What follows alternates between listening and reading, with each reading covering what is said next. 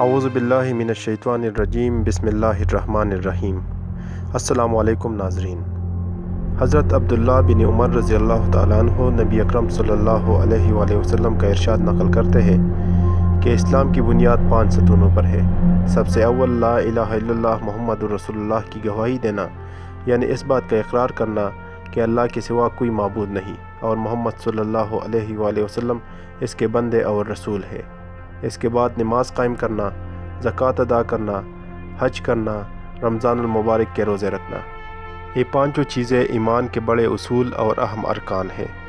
نبی اکرم صلی اللہ علیہ وآلہ وسلم نے اس پاک حدیث میں بطور مثال کے اسلام کو ایک خیمہ کے ساتھ تشبیہ دی ہے جو 5 ستونوں پر قائم ہوتا ہے۔ پس کلمہ شہادت خیمہ کی درمیانی لکڑی کی طرح ہے اور بقیہ چاروں ارکان بمنزلہ ان 4 ستونوں کے ہیں جو چاروں کونوں پر ہو۔ اگر درمیانی لکڑی نہ ہو تو خیمہ کھڑا ہو ہی نہیں سکتا، اور اگر یہ لکڑی موجود ہو، چاروں طرف کے کونوں میں کوئی سی لکڑی نہ ہو تو خیمہ قائم تو ہو جائے گا، لیکن جون سے کونے کی لکڑی نہ ہوگی وہ جانب ناقص اور گری ہوئی ہوگی۔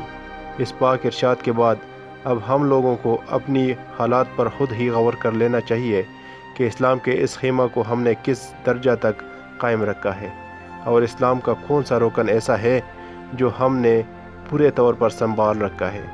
اسلام کے 5 ارکان نہایت اہم ہے، حتیٰ کہ اسلام کی بنیاد انہی کو قرار دیا گیا ہے، اور ایک مسلمان کے لیے بحیثیت مسلمان ہونے کے ان سب کا اہتمام نہایت ضروری ہے۔ اللہ پاک سے دعا ہے کہ ہمیں اس پر عمل کرنے کی توفیق عطا فرمائے۔ آمین۔ جزاک اللہ خیر۔